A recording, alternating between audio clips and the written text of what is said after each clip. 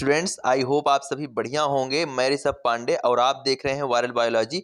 आज से अपने दूसरे सब्जेक्ट की शुरुआत होती है फार्मास्यूटिकल एनालिसिस, जो कि आपके बी फार्मा फर्स्ट सेमेस्टर का सिलेबस है और यहाँ पर डी फार्मा का भी आपके फर्स्ट सेमेस्टर का सिलेबस है। कई कोर्सेज के लिए ये फर्स्ट सेमेस्टर में आपको मिल जाएगा, तो आप लोग इस हिसाब से अपने कोर्स के अकॉर्डिंग इस सिलेबस को देख लीजिएगा। स्टूडेंट्स, यहाँ से अपन लोग बिल्कुल एकदम बेसिक से शुरू करेंगे फार्मास्यूटिकल एनालिसिस। मैं जो कुछ भी आपको बताऊंगा आपको पढ़ना नहीं, आपको फील करना है। ये चीज आपको हमेशा ध्यान देना है और छापने से ज्यादा अपनी बुद्धि में आप छापने का प्रयास करेंगे, यानी कि आपको कॉपी का आपको प्रयोग कम करना है। जो कुछ भी मैं यहाँ पर बताऊंगा उसको आपको बिल्कुल समझते हुए चलना है।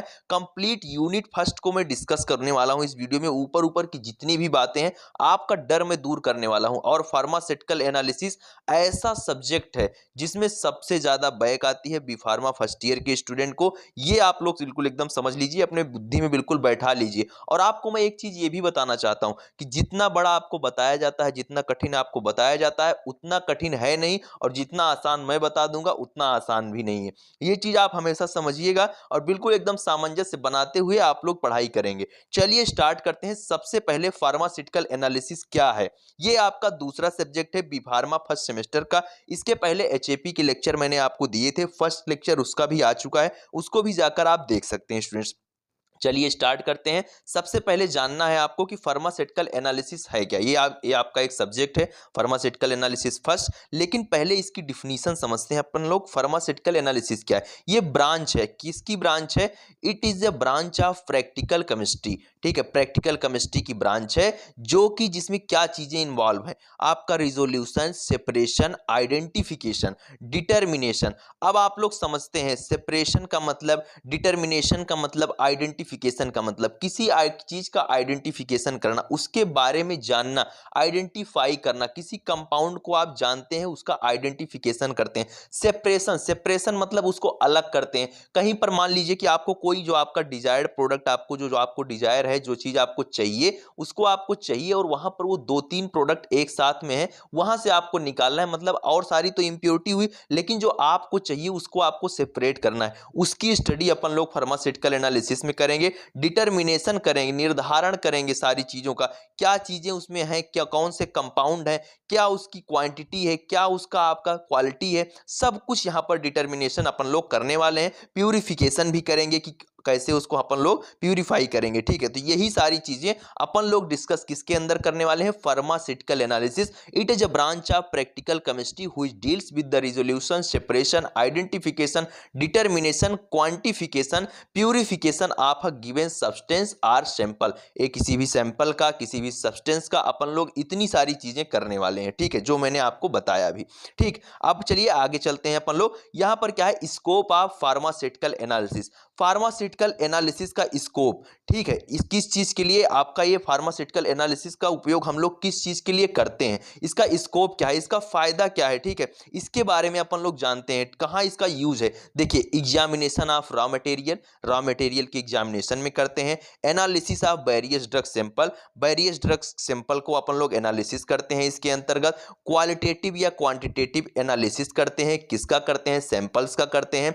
फिर उसके बाद क्या करते हैं, डायग्नोसिस करते हैं, diagnosis of various disease by chemical analysis. Chemical analysis से आप लोग क्या करते हैं, डिजीजेस को डायग्नोस करते हैं। केमिकल एनालिसिस का डिजीजेस को डायग्नोस करने का क्या मतलब है, आप लोग यूरिन के थ्रू बहुत सारी डिजीजेस को आप लोग डिटेक्ट करते हैं, जाते हैं डॉक्टर के पास, डॉक्टर आपको बोलता है बिल्कुल सुबह सुबह आ जाना, आप अपनी यूरिन दे देना, मैं उससे चेक करूंगा कि आपको ये फलाना डिजीज है कि नहीं। उसके बाद क्या करते हैं, आप अपना ब्लड सैंपल देते हैं। कभी आपको बुलाता है खाली पेट आना, कभी बोलता है नहीं भैया खा के आना। तो ये अलग अलग डिजीजेस के अलग अलग तरीके से केमिकल आपके बॉडी से कलेक्ट किए जाते हैं, और उसमें भी केमिकल मिला के आपको क्या किया जाता है, उस डिजीजेस को क्या किया जाता है, डायग्नोस किया जाता है। वो चीजें भी इसी के अंतर्गत आती हैं। फिर क्या आता है, determination of radio active compound. Radio active compounds का क्या होता है, डिटर्मिनेशन होता है इसी के अंतर्गत। फार्मास्यूटिकल एनालिसिस का ये यूज है, उसका उपयोग है, कहां कहां पर अपन लोग इसका प्रयोग करते हैं, क्या क्या बेनिफिशियल है इसके लिए। ठीक है, क्या इसके फायदे हैं, देखिए, determination of different sample of water, different sample of water का डिटर्मिनेशन इसी के थ्रू अपन लोग करते हैं। फिर यहां पर क्या आता है अपना दूसरा, इसके बाद क्या टॉपिक है, देखिए, मैं आपको पूरे सिलेबस यूनिट फर्स्ट का कंप्लीट जानकारी यहां पर इस वीडियो में देने वाला हूं। ठीक है। चलिए, और हाँ, नोट्स आपको, ये सारे नोट्स आपको मिल जाएंगे टेलीग्राम ग्रुप पर। कुछ भी आपको लिखने पढ़ने की जरूरत यहाँ पर है नहीं, सिर्फ आपको बिल्कुल सुनते चलना है एक एक पॉइंट को। चलिए बात करते हैं इसके बाद क्या है, डिफरेंट टेक्निक्स ऑफ एनालिसिस। अब एनालिसिस जो आप करेंगे, जो आप फार्मास्यूटिकल एनालिसिस करने वाले हैं, उसके लिए कौन कौन सी टेक्निक्स हैं, मेनली अपन लोग जो यहाँ पर पढ़ेंगे वो आप लोग पढ़ेंगे क्वालिटेटिव एनालिसिस और क्वांटिटेटिव एनालिसिस। ठीक है, दो टॉपिक अपन लोग यहाँ पर पढ़ने वाले हैं। चलिए देखते हैं, सबसे पहले आप अपन लोग क्या पढ़ेंगे, क्वालिटेटिव एनालिसिस। क्वालिटेटिव एनालिसिस क्या है, देखिए किसी चीज का आप क्या करते हैं, उसके बारे में इंफॉर्मेशन को इकट्ठा करते हैं, उसको आइडेंटिफाई करते हैं। वो चीज आपका कहां पे आता है, वो चीज आपका आता है क्वालिटेटिव एनालिसिस में। देखिए यहां पर लिखा भी गया है डिफिनीशन में, it is always used in comparison with chemical analysis which search information about the identify on the form of substance present. ठीक है, मतलब जो सब्सटेंस आपका जो प्रेजेंट है उसका क्या करते हैं, उसका आइडेंटिफाई करते हैं, उसके बारे में इंफॉर्मेशन को सर्च करते हैं। केमिकल एनालिसिस जो आपका ये होता है, ये इसका पार्ट है क्वालिटेटिव एनालिसिस। जो दूसरा पार्ट पढ़ते हैं वो आपका कौन सा है, क्वांटिटेटिव एनालिसिस। इसके अंतर्गत क्या चीजें आती हैं, इसके अंतर्गत आपकी आती हैं, it deals with quantity present in the particular chemical sample, means how much amount is present in the sample. मतलब जो सैंपल आप ले रहे हैं उसमें जो आपको फाइंड आउट करना है उसकी क्या क्वांटिटी है, किस रेशियो में वो प्रेजेंट है आपके प्रोडक्ट में। जो सैंपल आप चेक कर रहे हैं, जो सब्सटेंस आप चेक कर रहे हैं, उसमें उसकी क्वांटिटी क्या है, उसको अपन लोग यहां से डिटरमाइन करते हैं क्वालिटेटिव एनालिसिस से। क्वांटिटेटिव एनालिसिस से, सॉरी, क्वालिटेटिव एनालिसिस से क्या था, आपका आइडेंटिफिकेशन था। और यहां पर जो क्वालिटेटिव है, इसमें आपका क्या है, आप उसका जो है उसका रेशियो आप लोग फाइंड आउट कर रहे हैं कि कितने अमाउंट में प्रेजेंट है। ठीक है, चलिए अब आप अगले पॉइंट पर अपन लोग चलते हैं, different techniques of analysis. Analysis की यहाँ पर डिफरेंट टेक्निक्स आपकी दी गई हैं। कौन सी टेक्निक्स आपकी दी गई है, केमिकल मेथड आपका है, इंस्ट्रूमेंटल मेथड है, इलेक्ट्रिकल मेथड है, बायोलॉजिकल एंड माइक्रोबायोलॉजिकल मेथड है। ये चार आपके पास मेथड है जिसके थ्रू अपन लोग क्या करते हैं, एनालिसिस को करते हैं। एनालिसिस में ये आप टेक्निक्स का उपयोग करते हैं। ठीक है, इसमें कौन कौन से पार्ट हैं, कौन कौन से आपको पढ़ने आपको सब कुछ है। देखिए एसिड बेस टाइट्रेशन, ये आपका एक अलग चैप्टर ही बन जाता है, इसको अपन लोग यूनिट सेकंड में अभी क्लियर कर लेंगे। अभी अपना जो है यहाँ पर यूनिट फर्स्ट के जो आपको बेसिक पॉइंट है, मैं वही चीज क्लियर करने वाला हूं और आपका डर सिर्फ दूर कर रहा हूं। ठीक है, अगले लेक्चर में अपन लोग ये सारे पॉइंट कवर कर लेंगे। फिर यहाँ पर क्या कौन से पॉइंट आते हैं आपके, देखिए आप लोग जान लीजिए सब कुछ, सारी चीजें आपको पता होनी चाहिए कि आपके केमिकल मेथड में कौन कौन से आते हैं। टाइट्रीमेट्रिक, वॉल्यूमेट्रिक मेथड आपका आता है। ठीक है, ये सारे गैसोमेट्रिक मेथड, ये सारे मेथड आपके कहां पे आते हैं, आपके केमिकल मेथड में आते हैं। उसके बाद यहां पर इलेक्ट्रिकल जो आपका मेथड है उसमें कौन कौन से आते हैं, पोटेंशियोमेट्री आता है, कंडक्टोमेट्री आता है। ये सारे मेथड आपके कौन से हैं, इलेक्ट्रिकल मेथड के हैं। पोलैनोग्राफी आता है, ये भी आपका किसका है, इलेक्ट्रिकल मेथड का पार्ट है। यहां पर क्या है, बायोलॉजिकल एंड माइक्रोबायोलॉजिकल मेथड। ठीक है, ये भी एक मेथड है जो आपके चौथा मेथड यहां पर आता है। रिडॉक्स टाइट्रेशन, ये सारे अपन लोग अगले नेक्स्ट लेक्चर में अपन लोग कंप्लीट करेंगे। ठीक है, इसके बारे में मैं एक पर्टिकुलर वीडियो बनाऊंगा। ये टॉपिक टाइट्रेशन वाला जो टॉपिक है, ये थोड़ा सा आपको टफ होता है। ये मैं टाइट्रेशन एक वीडियो में जब आपके पास लाऊंगा तो आपको आसान लगेगा, आप चीजों को कनेक्ट कर पाएंगे। बिल्कुल एकदम ट्रिक से पढ़ना है सारी चीजें, ऐसा नहीं कि आप लोग लगातार पढ़ते जा रहे हैं, नहीं, आपको वो चीजें पढ़ना है जिनका एक दूसरे से रिलेशन हो, उस तरीके से अपन लोग यहां पर पढ़ेंगे या आने वाली वीडियोस में पढ़ने वाले हैं। चलिए अब देखते हैं, सबसे पहले अब अपन लोग क्या पढ़ेंगे, बायोलॉजिकल एंड माइक्रोबायोलॉजिकल मेथड, क्योंकि इसके लिए कोई पर्टिकुलर चैप्टर है नहीं और टाइट्रेशन का अपना एक अलग वीडियो बनेगा ही बनेगा। तो ये जो लास्ट वाला जो मेथड है, जो एनालिसिस का लास्ट का जो टेक्निक है, उसके बारे में अपन लोग जानते हैं। Biological and microbiological method are used to check activity of drug. ठीक है, एक्टिविटी ऑफ ड्रग को अपन लोग फाइंड आउट करते हैं किसके through, biological and microbiological method के थ्रू। उसके बाद क्या है, हाउ मच रिएक्टिंग, मतलब जो आपका ड्रग है वो कितना रिएक्ट कर रहा है। एक्शन ऑफ ड्रग, ड्रग का एक्शन क्या है, ड्रग कैसे रिएक्ट कर रही है, क्या उसका एक्शन होने वाला है, इस चीज की भी स्टडी अपन लोग किसके थ्रू करते हैं, बायोलॉजिकल एंड माइक्रोबायोलॉजिकल मेथड से करते हैं। फिर यहां पर क्या है, on the other hand chemical method और ओल्ड मेथड हो गया। ठीक है, जो आपका केमिकल मेथड है वो ओल्ड मेथड है, लेकिन जो इंस्ट्रूमेंटल एंड इलेक्ट्रिकल मेथड है, मॉडर्न मेथड जिसको आप लोग कहते हैं, जो इस समय पर यूज हो रहा है आपकी ड्रग्स को, इंप्योरिटी को जो है आइडेंटिफाई करने के लिए। जो यहां पर कौन से मेथड ओल्ड हो गए हैं, ओल्ड हो गया है आपका केमिकल मेथड। ठीक है, जो आपका बायोलॉजिकल मेथड है, जो आपका केमिकल मेथड है, वो जो है ओल्ड हो चुके हैं, केमिकल मेथड आपका ओल्ड हो चुका है। लेकिन जो इंस्ट्रूमेंटल मेथड है, जो इलेक्ट्रिकल मेथड है, वो मॉडर्न मेथड है जिसको अभी भी आपका उपयोग किया जा रहा है इम्प्योरिटीज की, जो ड्रग की आपकी इम्प्योरिटीज होती हैं, उनको आइडेंटिफाई करने के लिए। ये चीज आप बिल्कुल समझते रहिए, इसको फील करते रहिए आप लोग, ठीक है।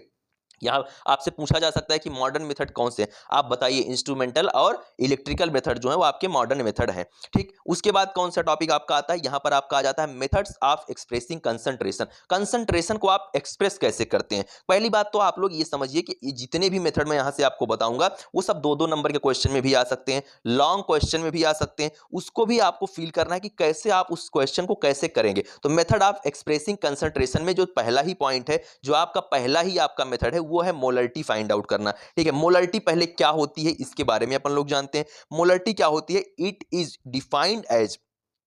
Defined as the number of moles of solute dissolved in 1 litre of solution. 1 litre solution में जितने number of mole of solute present होते हैं उसी को कहते हैं भैया मोलरिटी। और इसको कैसे डिनोट किया जाता है, इसको कैपिटल एम से डिनोट अपन लोग करते हैं। देखिए आपको फार्मूला पता होना चाहिए। यदि आपको फार्मूला पता है तो आप डिफिनीशन आसानी से लिख जाएंगे। अब फार्मूला कैसे याद होगा, ढेर सारे फार्मूला है, मोलरिटी का है, नॉर्मलिटी का है, फॉर्मलिटी का है, बहुत सारे आपके पास फार्मूला है। आपको कैसे याद होगा, अब इसको आप ऐसे याद रखिए कि आप अपने, अगर आपको आसानी से याद हो जाता है तो अच्छी बात है, नहीं याद हो रहा है, बहुत दिन से आपका कनेक्शन टूट गया है इन सारे टॉपिक्स से, तो आपको अपने तकिए से लेकर और बाथरूम तक हर जगह चिपका देना है, बिल्कुल एकदम याद हो जाएगा, कभी नहीं भूलेगा। सुबह शाम उठते बैठते जो आपकी फेवरेट जगह हो वहां पर इसको चिपका दीजिए इन फार्मूला को, क्योंकि ये इंपॉर्टेंट चीजें हैं, ऐसी चीजें हैं इनके बिना आप कुछ कर नहीं सकते। आपका कितना भी अच्छा कैलकुलेशन हो, आप कितनी भी अच्छी रीडिंग पावर हो, लेकिन अगर आपको फार्मूला नहीं याद है, और ये स्मार्ट तरीका है डिफिनीशन को याद करने का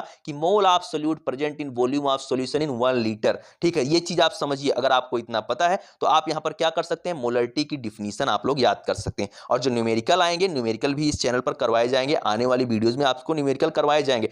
इस फार्मूला को आपको याद रखना है। मोलरिटी का क्या फार्मूला होता है, यहाँ पर मोल्स ऑफ सोल्यूट पर volume of solution in 1 litre. Litre में आपको वॉल्यूम को रखना है, सॉल्यूशन के जो वॉल्यूम होंगे उसको आपको लीटर में रखना है, ये चीज आप लोग ध्यान देंगे। फिर यहाँ पर आपका दूसरा मेथड है जो कि कंसंट्रेशन को आपके डिफाइन करता है और एक्सप्रेस करता है, ठीक है। वो कौन सा है, नॉर्मलिटी है। नॉर्मलिटी की क्या डिफिनीशन है स्टूडेंट्स, यहाँ पर है, it is defined as number of gram equivalent of solute dissolve per litre of solution, ठीक है। मतलब पर लीटर सॉल्यूशन में कितने ग्राम इक्विवेलेंट आपके सोल्यूट के मोल प्रेजेंट हैं, ये चीज आपका कहां पर आता है, ये आपका आता है नॉर्मलिटी में। इसका फार्मूला आप लोग जब याद रख लेंगे, फार्मूला अगर आपको याद है तो आप डिफिनीशन आसानी से लिख सकते हैं। क्या है फार्मूला आपका, ग्राम इक्विवेलेंट ऑफ सोल्यूट पर volume of solution in 1 litre. और इसको कैसे डिनोट करते हैं, कैपिटल एन। मोलरिटी को कैपिटल एम, इसको कैपिटल एन। आप लोग बिल्कुल एकदम ध्यान से देखते हुए चलेंगे कि अगर आपको फार्मूला याद है, मैं आपको बता रहा हूं, फार्मूला आप लोग भैया लिख लीजिए, जहां पर भी आप रहते हो, सोते हो, जागते हो,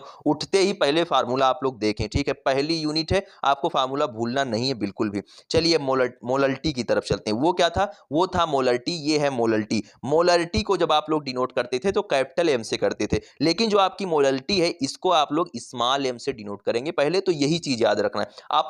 अब यहां पर जो आपका तीसरा मेथड है एक्सप्रेस करने का कंसंट्रेशन को, वो कौन सा है, आपका मोलरिटी है। मोलरिटी को अपन लोग डिनोट स्मॉल एम से करते हैं, उसको कैपिटल एम से करते थे आपके मोलरिटी को, इसको स्मॉल एम से करते हैं। मोलरिटी क्या होता है, it is defined as number of moles of solute per kilogram of solvent.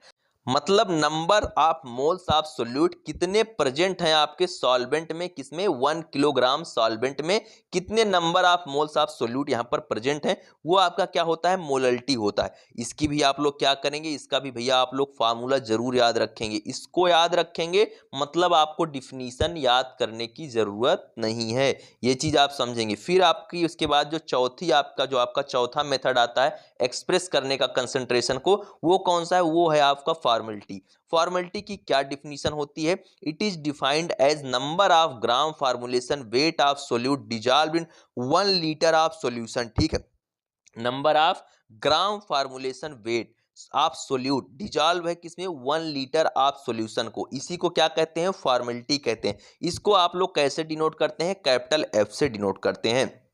इसका जो फार्मूला होता है वो क्या होता है, gram formulation of weight by volume of solution in 1 litre, ठीक है। ये चीज तो ये हो गए आपके मेथड ऑफ एक्सप्रेसिंग कंसंट्रेशन, मतलब आप लोग कंसंट्रेशन को कैसे एक्सप्रेस कर सकते हैं उसका जो मेथड था यहां तक आपका फॉर्मेलिटी तक हो गया। अब इसके बाद के जो टॉपिक है वो आपके पास क्या है, प्राइमरी एंड सेकेंडरी स्टैंडर्ड। अब स्टैंडर्ड सॉल्यूशन क्या होता है, सबसे पहला सवाल आपके मन में यही है। Standard solution is the solution whose strength is known, मतलब जिसकी स्ट्रेंथ आपको पता होती है उसी को अपन लोग क्या कहते हैं, स्टैंडर्ड सॉल्यूशन कहते हैं। बिल्कुल सिंपल डिफिनीशन है, कोई भी पूछे तो बोल दो जिसकी स्ट्रेंथ हमें पता है वही है स्टैंडर्ड सॉल्यूशन। ठीक, स्टैंडर्ड सॉल्यूशन के दो पार्ट होते हैं, प्राइमरी स्टैंडर्ड, सेकेंडरी स्टैंडर्ड। ठीक है, प्राइमरी स्टैंडर्ड, सेकेंडरी स्टैंडर्ड, इसमें कुछ भी ऐसा कॉन्सेप्ट वाली बात नहीं है कि आपको कुछ भी समझना है, आपको कुछ भी नहीं, बस सिंपल याद रखना है स्टैंडर्ड सॉल्यूशन कौन होते हैं, जिनकी स्ट्रेंथ हमको पता होती है, इसकी कौन कौन से पार्ट हैं, ये भैया प्राइमरी स्टैंडर्ड सॉल्यूशन होते हैं और सेकेंडरी स्टैंडर्ड सॉल्यूशन होते हैं। चलिए प्राइमरी स्टैंडर्ड सॉल्यूशन के बारे में अपन लोग जानते हैं।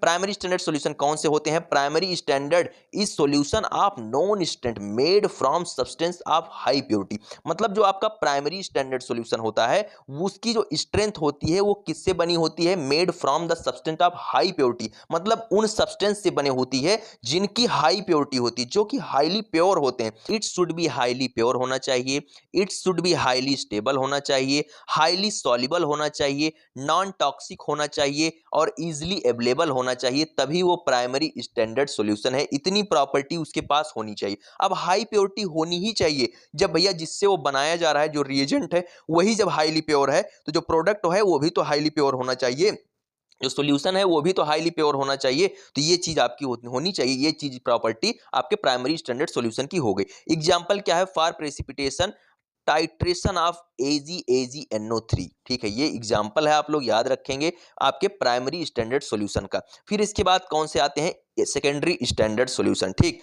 It is a solution of known strength which is previously standardised by primary solution. ठीक है, इसकी जो स्ट्रेंथ होगी वो किससे होगी, स्टैंडर्डाइज्ड होगी, वो आपकी प्राइमरी स्टैंडर्ड सॉल्यूशन से स्टैंडर्डाइज्ड होगी। ये आप याद रखेंगे, ये होगा आपका क्या, सेकेंडरी स्टैंडर्ड सॉल्यूशन होगा। एग्जांपल सेकेंडरी स्टैंडर्ड सॉल्यूशन का जो एग्जांपल होगा वो आपका क्या होगा, standard solution of 0.1 molar sulphuric acid, ये आपका एग्जांपल हो जाएगा आपके सेकेंडरी स्टैंडर्ड सॉल्यूशन का। ठीक है, फिर यहां पर अपन लोग यहां से देखिए स्टैंडर्ड सॉल्यूशन आपका हो गया ना, हाँ स्टैंडर्ड सॉल्यूशन आपका हो गया। अब इसके बाद कौन से टॉपिक्स हैं आपके, एरर। एरर क्या होता है, कोई भी चीज एरर आप कब कहते हैं, जैसे कोई चीज आप रॉन्ग कह देते हैं कभी कभी, फिर आप कहते हैं नहीं एरर है इसमें। एरर का मतलब ये होता है जो उसकी ओरिजिनल वैल्यू है, कोई चीज ओरिजिनल है उसमें थोड़ा सा कोई फ्लक्चुएशन हो गया, आपसे कोई गलती हो गई, कोई डिफरेंस हो गया, मतलब जो की ट्रू वैल्यू थी उसमें कुछ डिफरेंस हो गया, आप बहुत अच्छे हैं, आपके अंदर कहीं पर कभी थोड़ी सी कमी आ गई, मतलब थोड़ा सा एरर आ गया, उसमें सुधार संभव है। लेकिन जब कोई चीज गलत होती है, मतलब रॉन्ग ही है, वो गलत ही है, मतलब उसको नए सिरे से सारी चीजें शुरुआत करनी है, तो मतलब उसमें सुधार की आपकी जो गुंजाइश होती है वो कम होती है। तो एरर टर्म वही है। एरर टर्म क्या है, the term error reference refers to the difference between the measured and true value. ठीक है, डिफरेंस होता है बिटवीन मेजर्ड वैल्यू और ट्रू वैल्यू का जो डिफरेंस होता है वही होता है एरर। मतलब जो आपकी मेजर्ड वैल्यू होगी और जो आपकी ट्रू वैल्यू होगी, true value minus measured value, आप लोग ये याद रखेंगे, इसी को कहते हैं एरर। ठीक है, true value minus measured value, यही होता है एरर। अभी आने वाले टाइम पे यहाँ पर लिखा होगा सारी चीज, फार्मूला वगैरह, हाँ लिखा भी गया है, देखिए आप लोग। तो यहाँ पर क्या होगा, the term error refers to the difference between the measured and true value in the result of any analytical operation. किसी भी एनालिटिकल ऑपरेशन में जो डिफरेंस होता है किसके बीच में, ट्रू वैल्यू और आपकी मेजर्ड वैल्यू के बीच में, वही एरर कहलाता है। देखिए यहाँ पर नीचे आपका लिखा भी गया, जो मैंने अभी फार्मूला आपको बताया वो चीज लिखी भी गई है। ठीक, तो यहाँ पर क्या है, एरर बराबर true value minus measured value, इसी का जो डिफरेंस है उसी को एरर कहते हैं। अब एरर्स के कई टाइप होते हैं। ठीक है, एरर कई तरीके से आ सकता है, कोई भी एक्सपेरिमेंट आप कर रहे हैं उसमें एरर कई तरीके से आ सकता है। ठीक है, तो अब उसके पार्ट के बारे में जान देखिए, फार्मास्यूटिकल एनालिसिस है, मतलब एक्सपेरिमेंटल, केमिस्ट्री का प्रैक्टिकल यही है। तो यहाँ पर जो आपको सब्जेक्ट यहाँ पर मिला है, मतलब केमिस्ट्री का यहाँ पर आपको प्रैक्टिकल, अभी मैंने आपको बताया ना कि ब्रांच आप जो है प्रैक्टिकल केमिस्ट्री वहां पर लिखा गया। सबसे पहले फार्मास्यूटिकल जो आपका एनालिसिस का जो अभी टॉपिक था उसकी डिफिनीशन में सबसे पहले यही लिखा गया था। तो यहाँ पर क्या है, टाइप्स ऑफ एरर। ठीक है, एरर के कौन कौन से टाइप हैं,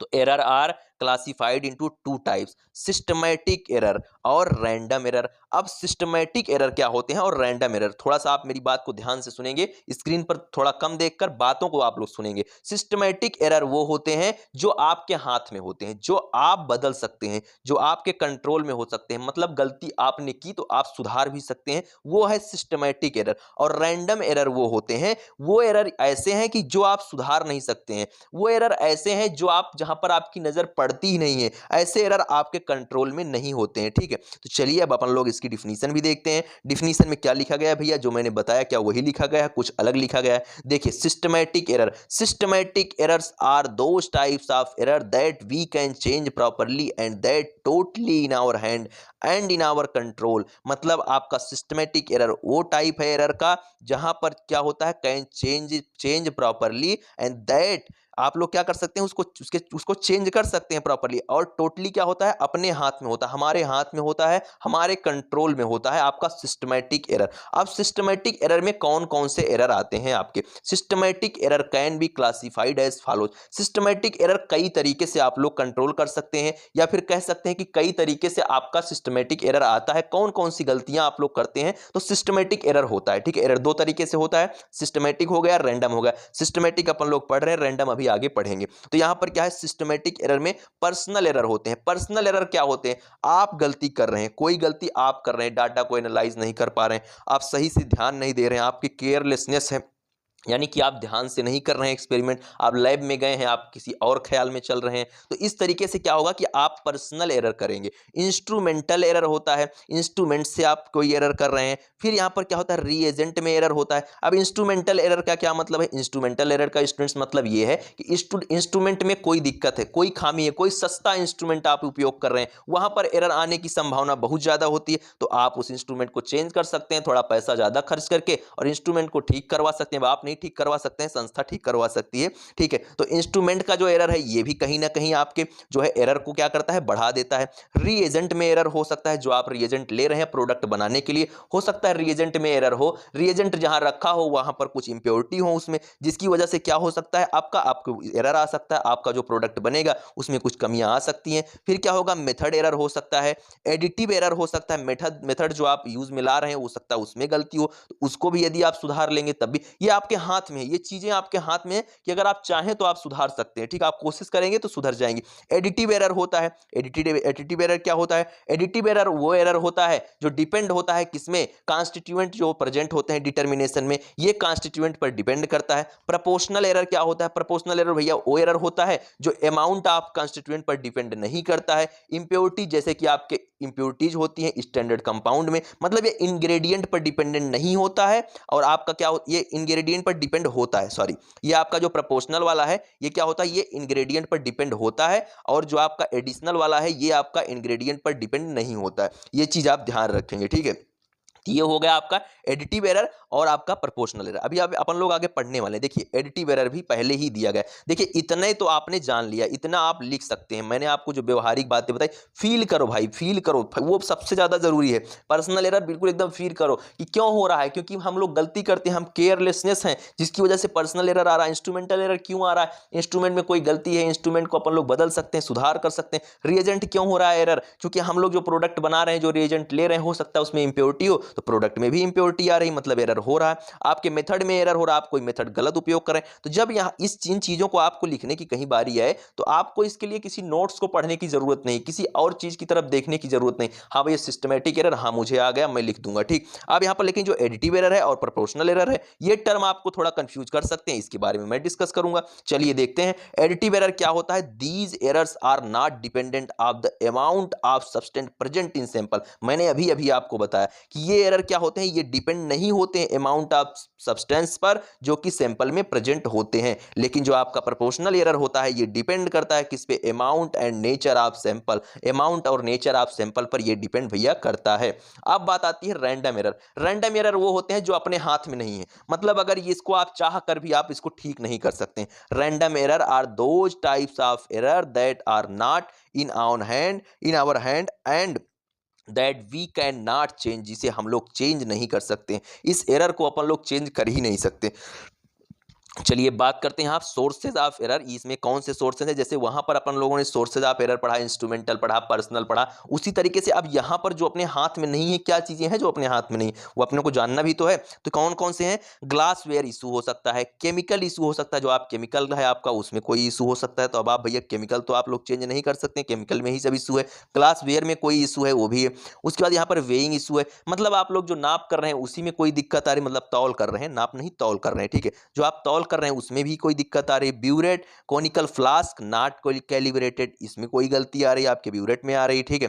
फिर यहाँ पर क्या है, आपका विजन प्रॉब्लम है फॉर ब्यूरेट रीडिंग, ब्यूरेट की रीडिंग करने में, जो आप रीडिंग कर रहे हैं ब्यूरेट की, आप अपने लैब में जाएंगे वहां पर आपको ब्यूरेट दिखेगा, उसकी रीडिंग में आपको किसी तरीके से प्रॉब्लम हो रही, विजन की कोई प्रॉब्लम हो रही और होती ही है, तो इस चीज को भी क्या होता है कि आप लोग क्या करते हैं, इसको भी मिनिमाइज नहीं कर सकते, तो ये एरर आपका बना रह जाता है। कैलकुलेशन में आप लोग कोई प्रॉब्लम हो रही है आपको, ठीक है आप देखते हैं पॉइंट्स में वैल्यू निकलती हैं, तो आप लोग कैलकुलेशन में भी प्रॉब्लम कर दें, जैसे 9.8352, तो आप लोग क्या करते हैं उसको लगभग लगभग आप अप्रॉक्स ले लेते हैं, एक दो वैल्यू ही लेते हैं आप डेसिमल के बाद। तो ये चीज़ें क्या करती हैं, ये चीज़ें इफेक्ट करती हैं, एरर यहीं से तो उत्पन्न होता है, छोटी छोटी चीज़ों से ही तो एरर होता है, जहां बड़ी चीज़ें हो गई वहां पर एरर का कोई मतलब थोड़ी है। ट्रू वैल्यू से जो थोड़ा बहुत फ्लक्चुएशन है वही तो एरर आ रहा है यहाँ पर। इंस्ट्रक्शन को गलत पढ़ लेना, ठीक है, कैलिब्रेशन, सिस्टम सुटेबिलिटी, तो ये सारी चीज़ें क्या होती हैं, आपके कंट्रोल में नहीं होती हैं, आपके हाथ में नहीं होती हैं। मेथड ऑफ मिनिमाइजिंग एरर, अब एरर को कैसे मिनिमाइज किया जा सकता है ये चीज अपन लोगों को जानना है, ठीक है।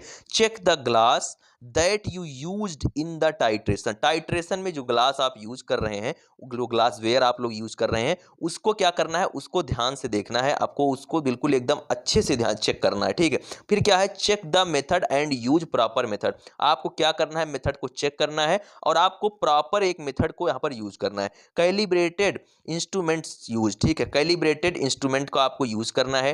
Treat your I if facing vision problem, ठीक है, आप लोगों को अपनी आंख का इलाज करवाना है अगर किसी तरीके से कोई विजन का प्रॉब्लम है आपको, ठीक है, तभी आप लोग लैब में जाइए, ठीक। उसके बाद क्या है, इंप्रूव योर कैलकुलेशन स्किल, अपनी कैलकुलेशन स्किल को आप लोग इंप्रूव करिए, इसको यदि आप इंप्रूव करते हैं तो आपका जो एरर आएगा वो कम एरर होगा, ठीक है। उसके बाद क्या है, read the full instruction and then start, आपको क्या करना है, इंस्ट्रक्शन को पूरी तरीके से पढ़ना है उसके बाद शुरू होना है। ऐसा नहीं लैब में घुसते ही फ्लास्क उठाओ ब्यूरेट उठाओ तुरंत जुट गए, मतलब पहले आपको इंस्ट्रक्शन को ध्यान से पढ़ना है, जो एक्सपेरिमेंट है, जो एम है, उसको अच्छे से समझना है, उसके बाद ही ये सारी चीजें करना है, ठीक है। तो इससे क्या होगा, जो आपका एरर होगा वो आपका मिनिमाइज हो जाएगा। चलिए अब आगे चलते हैं। अब आगे क्या है आपका, आगे है आपका एक्यूरेसी एंड प्रिसीजन, ठीक है। 21 सीजन, एक्यूरेसी क्या होती है, एक्यूरेट चीजें क्या होती हैं, आपने आप कभी कभी आप कंप्यूटर में जब टाइपिंग करते हैं तो वहां पर एक्यूरेसी निकल कर आती है। कोई भी आप काम करते हैं जिसका डाटा पहले से कंप्यूटर में सेव है या कहीं पर भी कोई चीज एक्यूरेट है, आप जब उससे थोड़ा बहुत फ्लक्चुएशन करते हैं, उसमें आप कोई गलती करते हैं, तो वहां पर एक एक्यूरेसी लेवल आता है कि आपका जो आपने काम किया इसका एक्यूरेसी लेवल 80% है, 70% है। तो ये क्यों होता है, it is defined as nearness to the true value, मतलब ये डिफाइंड करता है कि आप ट्रू वैल्यू के कितने करीब हैं। यदि आपकी एक्यूरेसी क्या है, 95% है, मतलब आप एक्यूरेसी के काफी करीब हैं। और यदि यही आपकी जो वैल्यू आ रही, जो आपकी एक्यूरेसी जो आपकी आ रही है वो आ रही है 80%, मतलब आप अभी दूर हैं एक्यूरेट वैल्यू के, ठीक है। तो ये चीज आप समझिए कि आप ट्रू वैल्यू के जितने दूर हैं एक्यूरेसी उतनी कम है, और आप लोग ट्रू वैल्यू के जितने करीब हैं एक्यूरेसी उतनी ज्यादा है। फिर यहां पर आपका क्या आता है, closeness of measured value to its true value, ठीक है। क्लोजनेस होती है मेजर्ड वैल्यू और जो ट्रू वैल्यू है उसके बीच में, वही चीज क्या होती है, उसी को अपन लोग क्या कहते हैं, एक्यूरेसी कहते हैं। जो आपकी क्लोजनेस है, मेजर्ड वैल्यू की क्लोजनेस और जो ट्रू वैल्यू की क्लोजनेस है, उसी को क्या कहते हैं, एक्यूरेसी कहते हैं। चलिए अब यहां पर क्या है, के बाद एक्यूरेसी के बाद क्या है, एक्यूरेसी के बाद आपका है प्रिसीजन। ये क्या होता है, देखिए प्रिसीजन होता है शुद्धता, यथार्थता, कोई चीज कितना शुद्ध है। मान लीजिए कि वो एक्यूरेट तो है लेकिन क्या वो शुद्ध है, वो एक्यूरेट वैल्यू है, एक्यूरेट प्रोडक्ट है, लेकिन क्या वो शुद्ध है कि नहीं शुद्ध है, ये चीज आपका कहां से क्लियर होता है, ये क्लियर होता है प्रिसीजन से। It refers to the closeness of set of values obtained from identical measurements of quantity, ठीक है। ये आपका कहां आता है, ये आपका आता है प्रिसीजन में। उसके बाद यही चीजें आपकी दी गई हैं कि यहां पर देखिए इस प्रोडक्ट का क्या है, गुड एक्यूरेसी है, गुड प्रिसीजन है, पुअर एक्यूरेसी है, यहाँ पर गुड प्रेसिजन है, ये चीज है आपका बी में, पुअर एक्यूरेसी है, उसके बाद आपका क्या है, पुअर प्रेसिजन है, ठीक है। तो ये हो गया आपका एक्यूरेसी और प्रेसिजन का डिफिनीशन, और उसमें सिंपल सा डिफरेंस है, ठीक है। यही चीज वो मैंने आपको बताया, शुद्धता और आपका जो एक्यूरेसी लेवल है, दोनों चीज के बारे में मैंने आपको बता दिया। फिर यहाँ पर क्या है, सिग्निफिकेंट फिगर क्या होता है, कभी भी जब आप लैब में रहते हैं, जब आप वहाँ पर एक्सपेरिमेंट करते हैं, तो सिग्निफिकेंट फिगर का बहुत ज़्यादा रोल होता है। एरर यहीं पर पैदा होते हैं कि आपको सिग्निफिकेंट फिगर का मतलब नहीं पता होता। देखिए, most valuable digits in a given number is called significant figure. जो आपकी मोस्ट वैल्यूएबल डिजिट है, कोई भी डिजिट लिखी गई है, 4 अंक की, 5 अंक की कोई संख्या लिखी गई है, वो डेसिमल के इधर कोई अंक है, राइट में है, कोई लेफ्ट में है, तो कौन सी ऐसी चीज़ें हैं जिनको आपको कंसीडर करना है, कौन सी ऐसी वैल्यू है जिसको आपको कंसीडर नहीं करना है, वो चीज़ अपन लोग जानेंगे। ठीक है, उसी को क्या कहते हैं, सिग्निफिकेंट फिगर कहते हैं। देखिए, रूल्स फॉर सिग्निफिकेंट फिगर के लिए क्या रूल है, कैसे हम लोग सिग्निफिकेंट फिगर को काउंट करते हैं। देखिए, all non zero digits are significant figure. जितनी भी नॉन जीरो डिजिट्स हैं वो क्या होती हैं, सिग्निफिकेंट फिगर होती हैं। फिर उसके बाद यहाँ पर क्या दिया गया है, all zero between two non zero digits are significant figure. जितने भी जीरो होते हैं, यदि वो दो जो है नॉन जीरो डिजिट्स के बीच में है, तो वो भी कैसे कंसीडर किए जाते हैं, सिग्निफिकेंट फिगर की तरह कंसीडर किए जाते हैं। फिर यहाँ पर क्या दिया गया है, all zeros on left of decimal, मतलब जितने आपके जीरो डेसिमल यानी कि दशमलव के लेफ्ट साइड होते हैं, एंड राइट ऑफ डेसिमल, और डेसिमल के राइट साइड होते हैं, नॉट सिग्निफिकेंट, मतलब वो नॉट सिग्निफिकेंट होते हैं कब, जब नंबर इज लेस देन 1, मतलब जब आपका जो नंबर है वो लेस देन 1 है, तो आपका जो दशमलव है वो राइट साइड और लेफ्ट साइड दोनों का क्या होता है, नॉन सिग्निफिकेंट होता है। जैसे कि यहाँ पर एक संख्या दी गई है 0.00212, अब ये जो है 1 से कम है, ये 1 से कम है जब ये संख्या, तो डेसिमल के ना तो राइट साइड वाला सिग्निफिकेंट वैल्यू है, ना इसके लेफ्ट साइड वाला सिग्निफिकेंट वैल्यू है। मतलब यहाँ पर सिर्फ 212, वैसे 212 कहना नहीं चाहिए, दशमलव के बाद हम लोग एक एक करके पढ़ते हैं 212, तो इसी तरीके से यहाँ पर सिग्निफिकेंट फिगर सिर्फ और सिर्फ 3 ही है।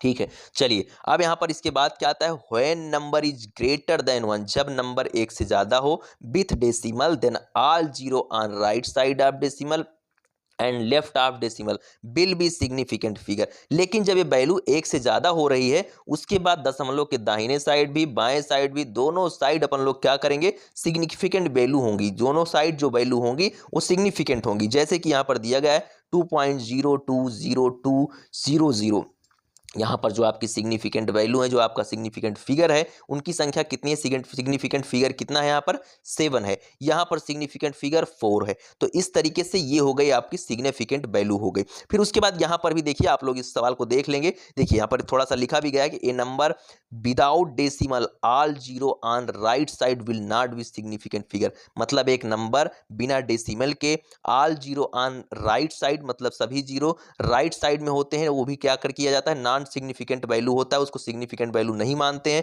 सिग्निफिकेंट फिगर नहीं मानते हैं। But when it comes from measurement then such zeros are significant. जैसे कि यहाँ आप लोग इसके तरह से आप लोग सिग्निफिकेंट फिगर का जो काउंट है आप लोग यहाँ पर निकाल लीजिएगा। सारी चीजें वही चीजें लिखी गई हैं एग्जाम्पल में कि आप सिग्निफिकेंट फिगर कैसे फाइंड आउट करेंगे। उम्मीद करते हैं वीडियो आपको पसंद आया होगा, बिल्कुल एकदम अच्छे से सारी चीजें मैंने जो बेसिक पॉइंट से आपके कवर कर दिए हैं। सेकेंड पार्ट में जितने भी बचे हुए पॉइंट हैं, यहाँ पर जो भी टाइट्रेशन वगैरह मैंने छोड़ा है, जो कुछ भी टॉपिक मैंने जानबूझकर इसमें छोड़ा है, इसलिए छोड़ा है कि आपको पहले बेसिक में क्लियर करवाऊं पहले वीडियो में, तो उस चीज के लिए आप लोग इंतजार करिए। मिलते हैं नेक्स्ट वीडियो में। कोई भी सवाल है तो आप कमेंट कर सकते हैं, अपना फीडबैक आप लोग वीडियो में जरूर दें, जिससे हम लोग नेक्स्ट वीडियो के प्रिपरेशन कर सकें और अगली वीडियो आपके साथ कर सकें। Thank you, bye bye, love you all, नमस्कार।